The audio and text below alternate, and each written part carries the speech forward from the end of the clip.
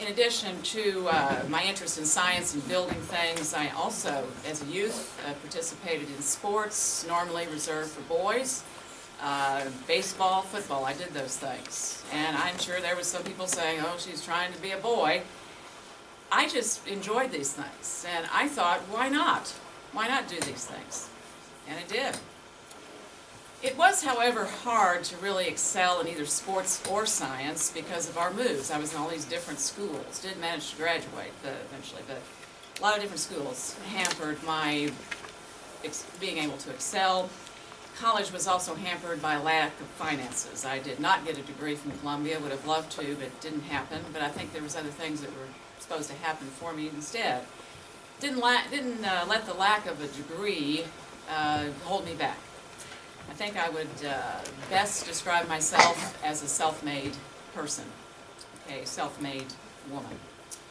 But I know what you're really wondering about is how did she get into flying? How did she get interested? So I'll tell you, there were two factors in my becoming interested in piloting a plane. One was around 17, 18, Mom and I were living around in Canada, around the Toronto area. And in Toronto, I worked as a nurse aide for the Red Cross. And I took care of soldiers returning from the Great War, including many flyers. And due to this experience of caring for flyers in particular and watching the Canadian Royal Air Corps practice, I developed a respect, an admiration, and even affection for pilots. I looked up to them. But what really decided me on becoming a pilot myself was an experience I would later have about 3 years later in Long Beach, California. Mom and I had moved to California and lived in Long Beach, and that was just south of Los Angeles. I know most of you know that, but some may not. I went up at the Long Beach Air Show. That's where I attended the Long Beach Air Show. And I went up in a small plane. I think we were up no more than about 15 minutes, but it was my first flight. And I wasn't scared. I thought I might be, but I was actually thrilled. Thrilled. Anybody here been on an airplane? Lots of you. Okay. Well, I wasn't scared. I was absolutely thrilled with the experience, and what I noticed most, was most fascinating to me, and I know this to some people might sound silly, but you know, you got a building here, it's fairly good size. When you go up, it becomes small, and the cars become small, and the landscape, and I found that absolutely exciting, and I wasn't scared. And in that moment, when we had lifted off, I thought to myself, you know, I'd like to be at the controls. I would like to fly a plane. So I went down the track of trying to become a pilot. I wasn't sure if it was going to happen or not, but I was determined. I read everything I could about aviation. I visited airfields, cut my hair short. I know you can't see my hair much today, but it is a short cut. All the female pilots cut their hair short. And they all wore leather jackets similar to the one I'm wearing today. The trend among female pilots was to have a jacket with a worn look. I initially did not have that, but I slept in my first jacket to give it a worn look. This jacket itself is getting worn, but it's not exactly where I'd like it to be, so I think I need to sleep in it more. I would work part-time as a photographer and a truck driver to build up money, savings for potential lessons. I got lucky. I met a woman who is now my good friend, and she agreed to take me on. Her name is Netta Snook. Most people call her Snooky. I certainly did not call her that in the beginning, though. She is just a year younger than me. She was born in 1896 in Iowa, received her initial flight training there, and she's also a graduate of the very prestigious Curtis Flying School in Virginia, the first woman to have graduated from that flying school. She's the first woman to run her own aviation business and to own her own commercial airfield. And I knew all this stuff going in. I'd read about her, and I was shy at the time. You may not think that now, but I was very shy, and I was a little scared to approach her. I met her at Kinner Field in California in 1920, and of course I was a little reticent to go up to her. I saw her out there at the field, but I mustered enough courage to go up and talk to her, and I said to her, I said, Ms. Snook, my name is Amelia Earhart. I want to fly. can you teach me? And I waited for a response, and it was immediate. She would take me on. And she took me on at $1 per lesson, and actually I paid for some of this out of some Liberty bonds that I had, courtesy of grandparents. And she only charged me for the first 5 lessons. The rest were on her. And the very first flight was actually in a plane that I had purchased myself, and I have my grandparents to thank for that. In 1921, I purchased a plane. It's called, or was called, a Kenner Airster biplane. But instead of telling people that's what it was, I gave it a name. I called it the Canary. So she took me up. Ms. Snook took me up in the Canary, and we were up for about 20 hours. I was really excited. I'm in the control. She's the mentor. And I was, feeling like, hey, I'm doing it. I'm proving myself. I failed in all this thinking about how I was proving myself to notice that there was a grove of eucalyptus trees right in front of me, and I was too low. My plane stalled, and we had to do an emergency minor crash landing. And of course, I was so embarrassed. I thought, oh no, she will never teach me again after this. Fortunately, that was not the case. She made light of the situation. I did get the little speech about, every flyer learns from their mistakes, but she stayed on as my teacher, and we would eventually become friends. This first meeting with her, first flight, 1921. In October of the next year, I actually set, and this is still under her supervision, I set a world aviation record for female flyers. I achieved an altitude of 14,000 feet, and that was thrilling.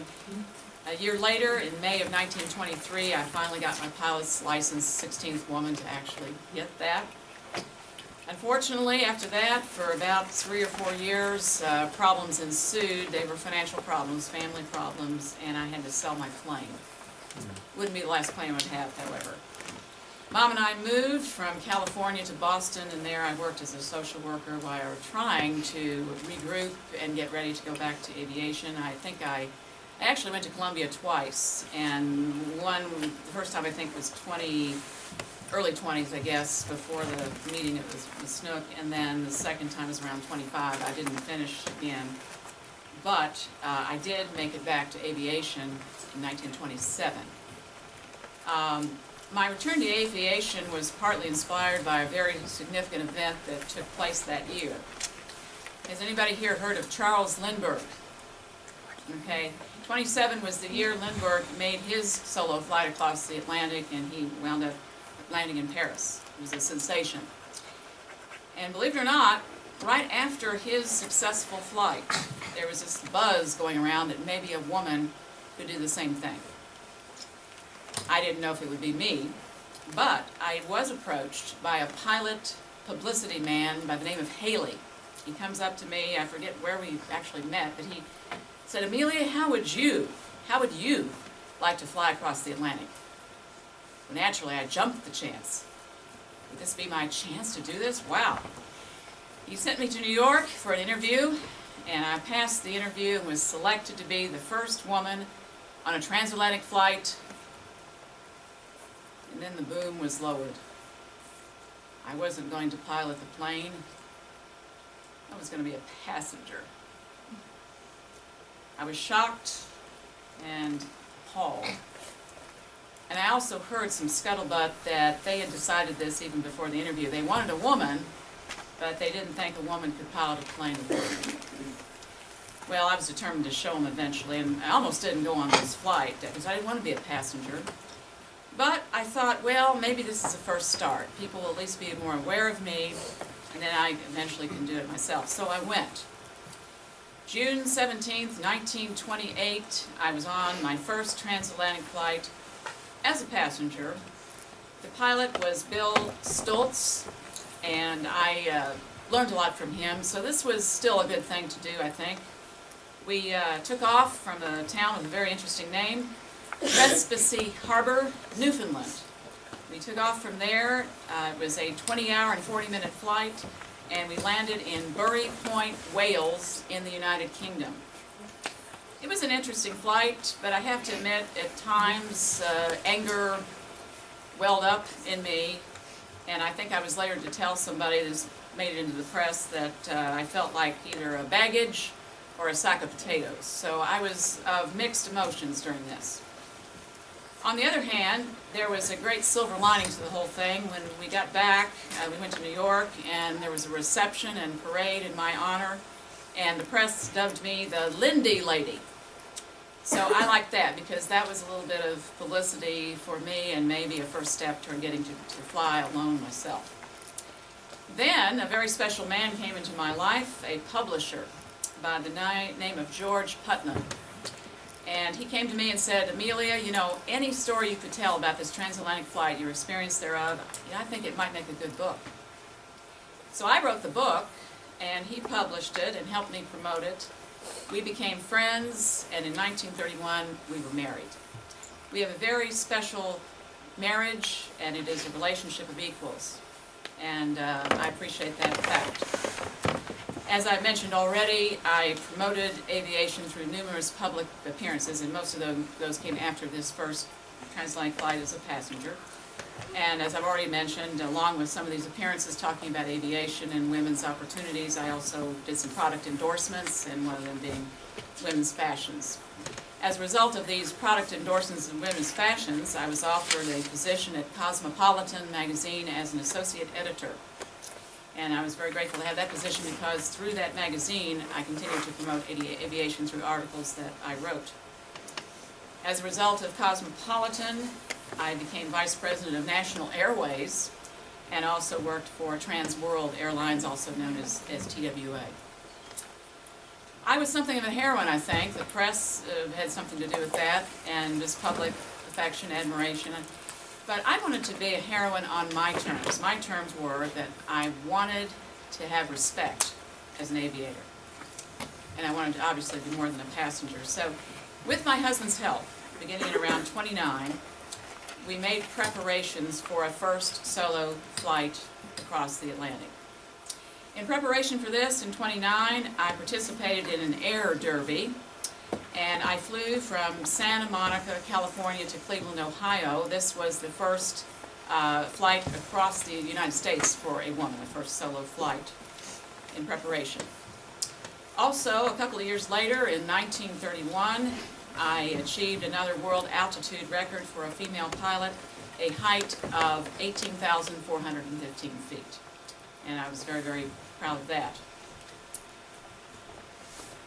Around this time, there was again some talk in the press, I guess, that I was brave, daring, competent, but not brilliant as a flyer. Some people said that. I think they're even saying it today. I think one of the reasons for maybe they're saying these things is that I have not particularly paid too much attention to some of the technological advances that are going on with flying. The technological advances include radio equipment and navigation equipment, so you kind of know where you are. And some might find me foolish, but sometimes I don't really think those things are necessary. I've always been a flyer who flies by instinct. And although I've made some mistakes, I've also done a lot of good things, and everything's turned out fine. So I'm not sure I want anything to do with technology. And also, I've always wanted to be a little different from everybody else, all the other flyers, male or female, so maybe this rejection is my trying to be different, right or wrong. May 20th, 1932, the 5th anniversary of Lindbergh's flight, I embarked on my first solo flight across the Atlantic, lifting off at Harbor Grace, Newfoundland, and my destination, like Lindbergh, was Paris. Obviously, when I took off, I was very excited. I thought, I'm finally going to prove to the world that a woman can fly solo across the Atlantic, and that meant a lot to me, but problems ensued on the flight. After about 12 hours in flight, I noticed that the clouds were getting thicker, and ice developed on the wings of my plane. Mechanical difficulties followed, and I was forced to make an emergency landing in a pasture very near to the town of Londonderry, Northern Ireland. Didn't make it to Paris, but the landing was considered successful, and the flight had been about 15 hours total. When I went to London shortly after, I received a very warm reception there at the London airport, and made some public appearances there. And the press, again, hailed me as a heroine. This time I was an international heroine. President Hoover would award me a gold medal that actually came from the National Geographic Society, but that meant a lot to me, being awarded by the President. The French nation awarded me the Cross of the Knight of the Legion of Honor. That's one of the most prestigious honors one can get. And the United States Congress presented me with the Distinguished Flying Cross. This is the Distinguished Flying Cross. I hope somebody in the back can see that. I would do a few more flights before I would embark on the really big one. I flew from Honolulu to Oakland, which was the first time a woman had flown solo across the Pacific. And in 35, and I think that, Honolulu was 35 as well. In 35, I flew round trip from Los Angeles to Mexico City and back. So I was getting ready for what I'm now preparing to do, and that is to circle the world. That's my greatest ambition. I feel that if I'm successful at this, that I will prove that I am different, and I will have done something special. I've already raised money for my plane. The flight is scheduled to take place this year. My plane is a Lockheed Electra L-105E. I will have a crew with me of 3 men, but I will be piloting the plane. Our travel agenda, is to leave from Oakland, California, fly out to Honolulu, from there down to Australia, then coming up again, crossing India and Africa, and then we will land in Florida. That's the goal that I feel will set me apart from all others, and I ask you to wish me luck in my endeavors. Thank you very much for coming to listen to me.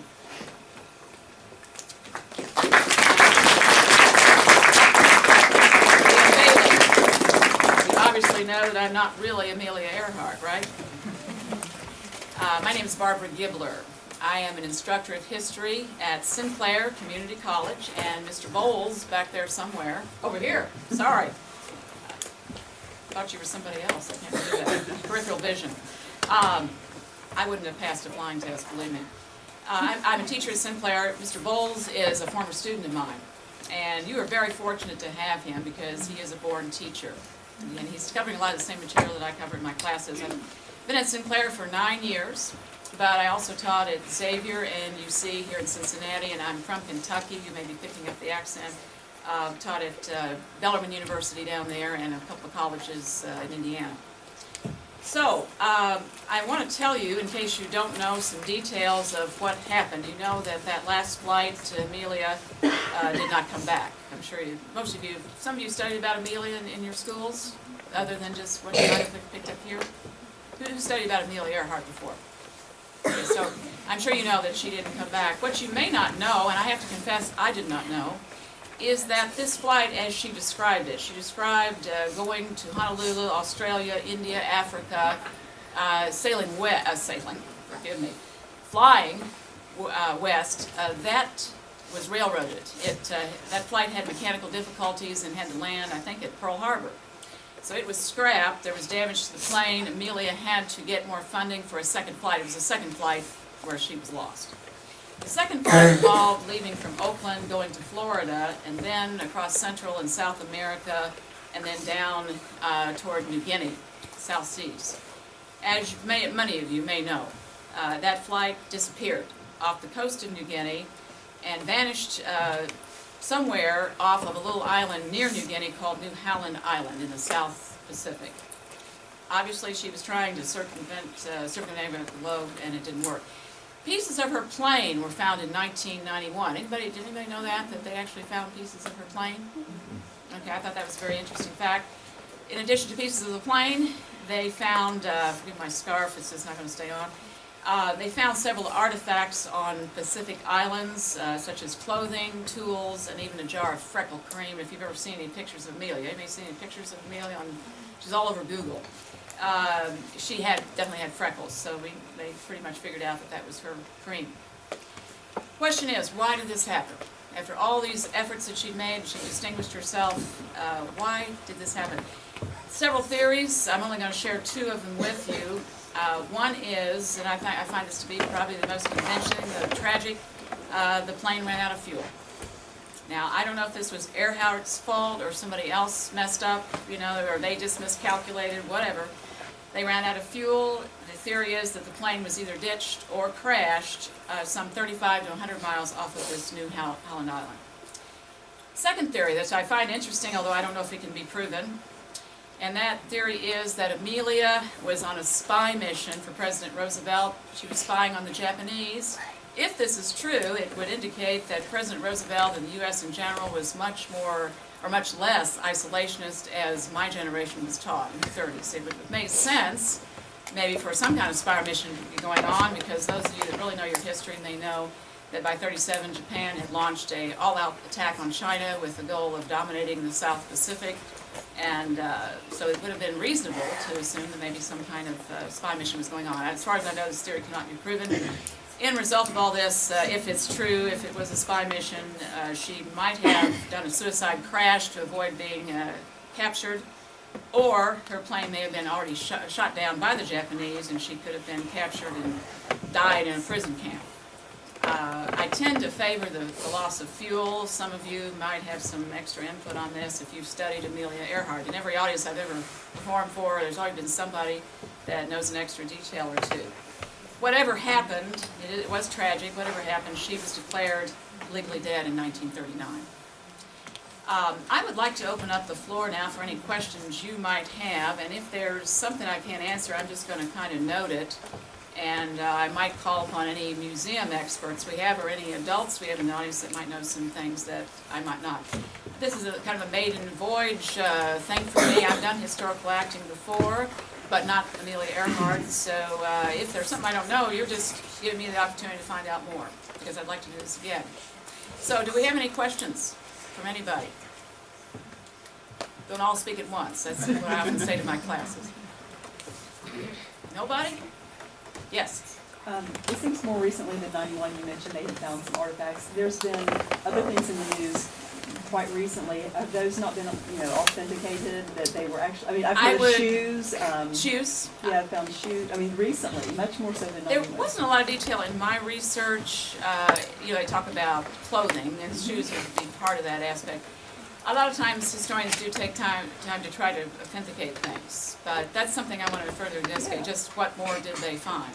Okay. They found the freckle cream and other things. Clothing's a very broad term. But yes, that would be something to further investigate. Anybody else have a question?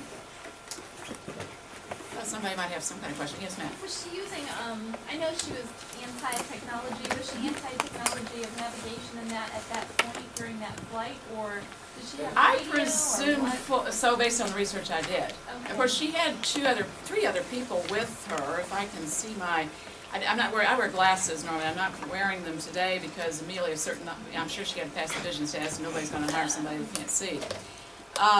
She had three men with her, a Captain Manning, a Captain Mank, I believe it was, and another one, a Captain Hudson, I think. So she had three men with her. I don't know for sure if they had some equipment or not. They might have. That would be another topic for research. The running out of fuel, though, is said to be probably the main reason. Somebody just did not prepare well with that. And I don't know if we can necessarily point the finger at her. It might have been someone else who was supposed to get the flight ready. Anybody know more about this running out of fuel? Who might have been responsible? What Yes. I know about it is she did have a radio to keep in communication. Okay, so they didn't have a radio, so they probably didn't have the technology. They did have a radio. They did have a radio, but And a lot of the theory with the running out of fuel was that she was actually off course.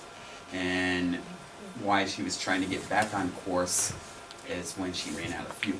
okay, when they got back on course. Okay, all right. A source I read, maybe it was dated, just said they ran out of fuel. So, thank you, Jeremy. Mr. Bowles, I should say. Anybody else have a question? I know we need to get on with his lecture, which sounds fascinating. I wish I could stay for it. Yes, sir. Had the Earth been circumnavigated before her attempt? Or was she the first person to? I don't know. I don't know. I know she was the first woman to attempt it. Jeremy, would you know about that one? I do not. Okay. I'm guessing it might have been the first ever, but give me something else to look at. Thank you. Anybody else? Okay, well, I'm going to let Mr. Bowles get on with his lecture. I thank you for having here. I'm going to leave the medal up here, and my scarf is somewhere down below. And I was going to take a drink of water, folks, but I realized that my bottle would be anachronistic if I'm really Amelia Earhart. I'm sure they didn't have vitamin water zero in her day. So I should have had something else, a little glass, so that's something else to take note of. Every time I've done historical acting, I've only done one person, really, Verena Davis, the First Lady of the Confederacy. One time a man came up to me and he criticized my costume. He said it wasn't authentic and this and that. Thank you for not doing that today, but that's how we learn. That's how speakers get better. So thanks very much for having me, and hope to see you again sometime. Enjoy your talk. He's talking about my favorite part of history, the build-up of World War II. Now, I want to try and make this brief because I don't want to run over too much time, but I'm going to just rush through some of this. I talked briefly before Amelia introduced herself about Mussolini. He was wanting to rebuild the Roman Empire. So in 1937, Italy actually invaded Ethiopia and Africa. This was really the first major beginning of battles. They started struggling in Ethiopia, and they also had a colony in Libya, in which Mussolini would eventually partner up with Hitler in Germany and develop the African Corps that will control and dominate most of northern Africa. The main country that would really oppose this would be Great Britain and Egypt. Here's a quick picture of Mussolini and Hitler. Interesting enough, Mussolini actually did not like Hitler at all to begin with. Hitler, however, idolized Mussolini and wanted to be just like him. It wasn't until Hitler started becoming into more and more power that Mussolini started taking Hitler as a serious person. And eventually, as we know in history, Hitler ends up being the bigger guy of the two. We talked a little bit last week, and even Amelia here mentioned about Japan. In 1937, Japan invaded China. It was led by the Japanese Prime Minister. I'm not even going to try to pronounce his first name, but Kano was his last name. Conaway. I'm sorry? Conaway. Conway? Anyways, he was the one, and Japan started to build more of a militaristic empire. And the first thing they did in 1931 is they actually invaded Manchuria, and then followed up in 1937 by invading the rest of China. There was an incident in, I believe it was Beijing, that they called the Marco Polo Bridge incident, in which Chinese forces got into a small little gun battle with Japanese. This was enough of a reason to allow the Japanese to send the rest of their army into China. The leader of the Japanese army was Hideki Tojo, who would later become the prime minister after the previous guy I mentioned. And he will be very instrumental all throughout World War II, and especially the United States' fight in the Pacific. Now, once they were in China, they end up fighting a bit of a guerrilla warfare against the Chinese forces. And they really couldn't beat them too much, so what they would do is they would take out their frustration on the Chinese populace. There are no exact estimate numbers of how many people were killed, but it ranges anywhere to the 100,000s to the millions of men, women, and children in China that were brutally slaughtered and killed by the Japanese. They dubbed this incident the Rape of Nanking. And here are just a few pictures, and I do apologize if they're too grotesque for any of you guys, but just some of the worst atrocities the Japanese committed. And you'll see some of this continue on in the Pacific Theater. You have bayoneting of prisoners, beheading of citizens. This picture here, very grotesque actually. This subject right here just was beheaded. You also had bodies just shot up, killed, left on the sides of temples. Villages burned. One Japanese officer executing wounded men, wounded soldiers in the hospital, and they even had incidences, as horrible as this was, of bayoneting babies. When all this was done, you start having the Japanese Empire and the Italian Empire forming an alliance with Hitler, which would become known as the Axis powers. The Axis of powers really didn't join or form until Japan officially signed it in 1941, just months before Pearl Harbor. Now, I'm going to talk briefly about Hitler and what all he started to do to begin World War II. And it really started, and I mentioned this last week. Remember, Hitler kind of looked at the Treaty of Versailles from the end of World War I and said, Germany, we never really officially signed the treaty. We never officially agreed to these limitations. One of the limitations was the occupation of the Rhineland and demilitarizing it, meaning Germany could not have a military force in the Rhineland. The Rhineland is this light green area over here. It was part of Germany. And this is also where most of Germany's industry, the infrastructure, was at. Well, Hitler decided, since we didn't agree to the Treaty of Versailles, we're going to go ahead and march our troops right back into the Rhineland. See what France and Britain will do. And they really didn't do anything. He kind of got away with it. The next step he decided to do is he wanted to annex Austria. Previously, Austria was part of that Austro-Hungarian Empire of World War I. The war ended and you had two separate countries, Austria and Hungary. Well, most of Austria actually has a lot more culture with Germany. And Hitler himself was actually from Austria. And he wanted it to be part of what he called Greater Germany. So he started to march troops into Austria and annex Austria. When Britain and France protested, he said, well, I'm just trying to put back together my broken country. And the British and the French did nothing. After this was over, he decided he wanted to occupy what was called the Sudetenland. This is another part of that former Austro-Hungary Empire. When Austria-Hungary broke up, I said it made two major countries, Austria and Hungary, but it also made all these other countries smaller in the Baltics. Bulgaria was actually already there. Czechoslovakia was another country that came out of it. Well, this small area, and you can see kind of red in the map, of Czechoslovakia were an area that native Germans occupied and lived. And Hitler basically said, you know, these are Germans, why don't we make this part of Germany? So he, once again, marched troops into the Sudetenland, waiting to see what the British and the French would do. He's been testing the limits.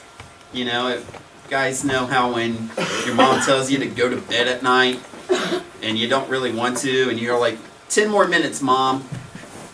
And you just keep waiting, 10 minutes is up, your mom's like, go to bed, and you're like, 10 more minutes, you know, let me finish playing this game or something. This is kind of like what Hitler was doing. Well, eventually, Mom's going to get upset, and you're probably going to get a spanking and then sent to bed anyways. Well, Jeremy, this is a, can I interrupt for a second? This Sure. is, brings up maybe a big word here, but there was at this time, these other countries were exercising something called appeasement with I'm getting their to that. foreign ministries with Germany, and they were basically saying they're only going to do this and they're only going to do that if we just let's stay back. He had bigger plans than that. Right. So. You're jumping the gun on me. But you're absolutely right. What they start to do is the British decided, let's talk to Hitler. You know, we'll let him do this, but no more. We're going to allow him this cookie per se, but no more cookies. You can't put your hand in the cookie jar. So they had a peace conference held in Munich, Germany, where the British Prime Minister actually went and talked to Hitler. He wanted to find out what Hitler's plans were, and Hitler's just saying, well, you know, I'm just trying to rebuild my country of Germany. I don't want to do anything else. So the British Prime Minister, a guy named Neville Chamberlain, basically said, okay, we'll let you build your country, but nothing more. They shook their hands and agreed, and Chamberlain actually came back to London with the agreement that him and Hitler signed in hand, shaking it, and said, we have peace in our time.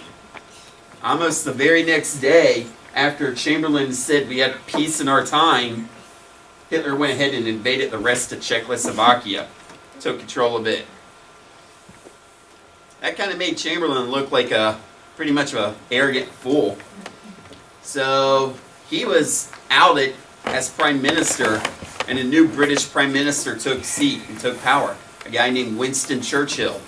Churchill had been in the British government before in World War I. He was the First Lord of the Admiralty in World War I. He was fired from the job because he planned the Gallipoli campaign in World War I that ended up failing. He was sent to the front line in France and fought in the trenches in World War I and worked his way back up to power. He was also the guy I told you about in World War I who was instrumental in designing and developing the tank. He called them land ships.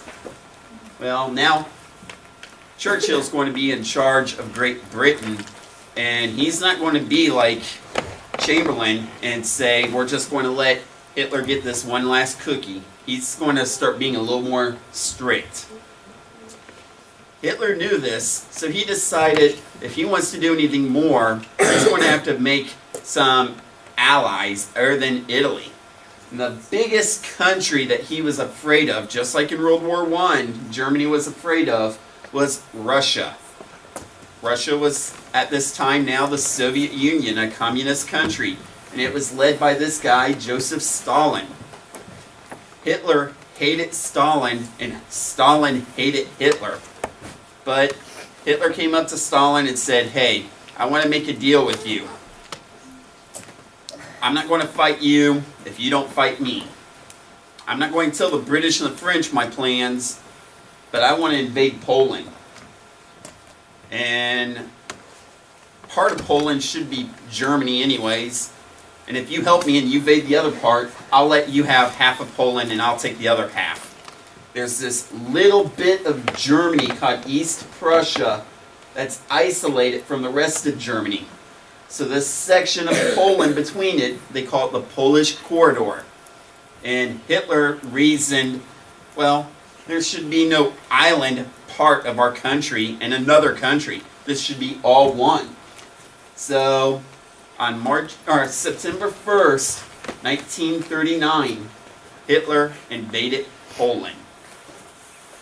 And just as this gentleman here said about appeasement, and how Chamberlain said, you know, we'll let Hitler have one last cookie, no more.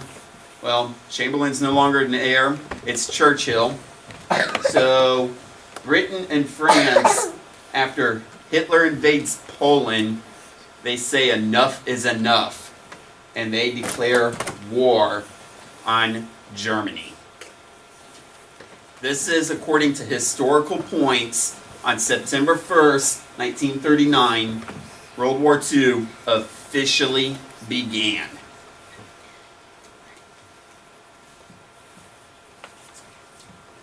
Now, I want to tell you real quick, let's go back to World War I. You guys remember how it was fought, all the trenches, how horrible of a conflict it was. All this was going on, or because of how World War I was fought, France and Britain, and this is why they allow Hitler to keep putting his hand in the cookie jar per se, they didn't want a repeat of that. But they kind of felt after Hitler invaded Poland, we have no choice. So they prepared for a repeat of World War I. The French built what they called the Maginot Line of defense. It was a series of trenches and forts all along the border between France and Germany, and up even through a little bit of Belgium. The British sent their forces, the British Expeditionary Forces, same guys from World War I. This time it's their sons or grandsons of the World War I veterans, came across and they set up, dug trenches and lines, and prepared for Germany to come and invade. They anticipated Germany invading just like they did in World War I, using the same plan, the Scheifelen plan, by coming around out of Germany through Belgium. The only part of this entire defense network that they really didn't have strong was in a small area at the south of Belgium near Luxembourg in the Ardennes forest. They felt that the Ardennes, because it was such a thick, heavy wooded area and so hilly, it was going to be impossible for tanks or troops to go through there. They were all set up and dug in. You can even see some pictures here. Barbed wire rows of fences, the trenches, the men lining up in them. It's hard to see in the photo, but there are little gun turret emplacements of all the forts with cannons ready for this war. And nothing happens. Nothing happens for weeks. The newspapers end up calling it the phony war because there's no fighting. They were waiting for Germany to come. And guess what Hitler decides to do? Fools them all. He invades Denmark and Norway instead. So now British and the French are, what the heck? Especially when Hitler's in Norway up in the air, he can start sending bombers over into England. So they start wondering, what's his next move? Is he going to actually go into France, or is he going to attack Britain, try and take over Britain, and then come out of Britain into France? Nobody knew. So everybody was on edge. Finally, Hitler did, again, the unexpected. I was telling you just a second ago about the Ardennes forest. Hitler changed the plans from the Scheifelen plan, and he sent his tanks secretly to amass behind the Ardennes forest, and they went right through the Ardennes and punched a major hole in the Maginot Line and raced right across France. This was a new type of war. Instead of that stalemate trench fighting, you have planes, you have tanks, you have half-track vehicles, armored personnel carriers. They moved so fast and attacked so rapidly, they dubbed this new type of warfare Blitzkrieg, lightning war. It caught the British and the French off guard. They were not ready for this or prepared for it. So what ended up happening, the French actually put up a defense against this Blitzkrieg, trying to slow it down, while the British moved to the north of the country to set up new positions. A lot of people don't give the French enough credit in World War II. The joke is, how did the French salute? By surrendering. The French actually put up one heck of a fight and got slaughtered by the Germans. You also have to remember, going back to what I was saying, these countries were sick and tired of war, especially in World War I, and how many people the French lost. They really didn't have the manpower to put up much of a defense. The British were pushed back to a little port city in northern France called Dunkirk, and they were trapped by the Germans. No escape. They're back to the sea. By a miracle, the British people started gathering up every kind of boat they can. Fishing boats, sailboats, passenger ships, anything they could, and sailed across the English Channel and started to evacuate as many of the British and the French forces that they could. They called this the miracle of Dunkirk. One of the key French men that got out at Dunkirk was this guy right over here. His name was Charles de Gaulle. De Gaulle would later lead through the rest of the war the Free French forces trying to take back France from the Germans, and would later, after that, become the president of France. But due to all this sudden rapid defeat of the French and British forces, and the British and the few French getting out at Dunkirk, the rest of the country of France fell. And within a couple months, Paris fell, the Nazis started marching through the streets.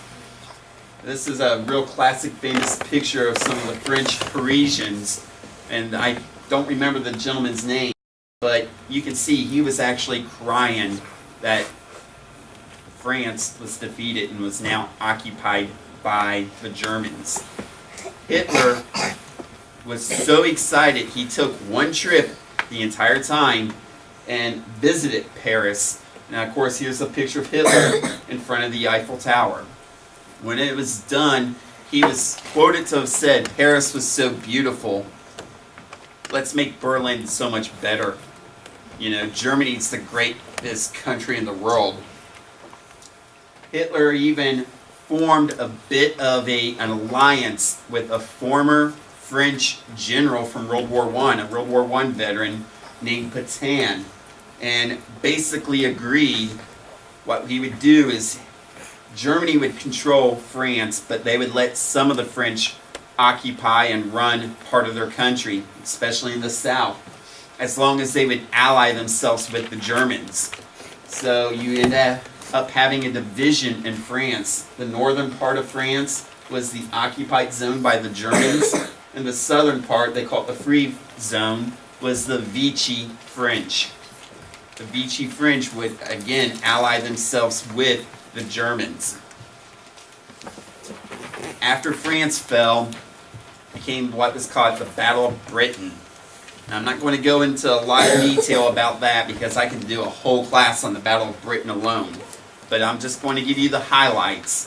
Everybody expected Hitler to invade England next.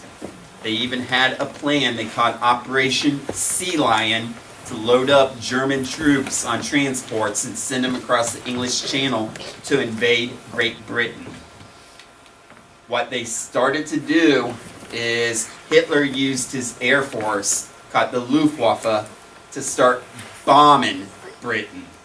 At first, they started bombing airfields out in the countryside, the big bases, the military bases. What helped the British out with this, though, is the British started using radar. And they had radar stations set up along the coast, so when the German bombers would leave Germany and France heading for Great Britain, the British knew they were coming. They would scramble their own fighter pilots, and they would be up in the air waiting, and they would start getting into air battles over Britain, shooting down the bombers. Well, story goes, one of the bombers got lost out of navigation and missed his target of an airfield and actually flew over London at night and dropped his bombs on London. Well, in return, the British started sending their own bombers over into Germany and bombed Berlin. Hitler was so mad that Berlin was attacked that he said, you know, because of that, we're going to level the British to submission. Changed his tactics. Instead of having all of his bombers bombing the air bases in the countryside, start bombing the cities, especially London. This is what they call the Big Blitz. This actually helped the British, however, and the reason why is why the cities were being bombed, the air bases could be fixed and repaired.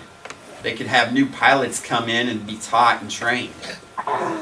Winston Churchill made some very famous quotes, and the most famous was, "Never has so much been owed by so many to so few," meaning the entire British people, as the so many, owes so much to the so few, the British pilots who were putting up a defense over Great Britain. This continued on and on for quite a bit of time, between 1940 and 42. There was never a complete defeat of Great Britain, and Hitler eventually kind of gave up on his plan to invade Great Britain. Instead, Hitler decided, you remember that agreement he just made a little bit before invading Holland with Russia? How he wasn't going to fight Russia? Yeah, I lied. I'm totally going to invade Russia now. That's what Hitler decided. So Hitler probably made one of the biggest and greatest mistakes of the war right here. He invaded Russia. He wanted to go earlier in the summer, in the spring, but instead he needed oil for his tanks and his vehicles and his planes. And he wanted to help his Italian comrades, Mussolini, and the best place to get this was out in the Balkans, down towards Greece. So he invaded Greece in the southern part of Europe to get all that oil, and it delayed his attack on Russia. And when he finally did attack into Russia, he went in too late in the summer, almost into the fall.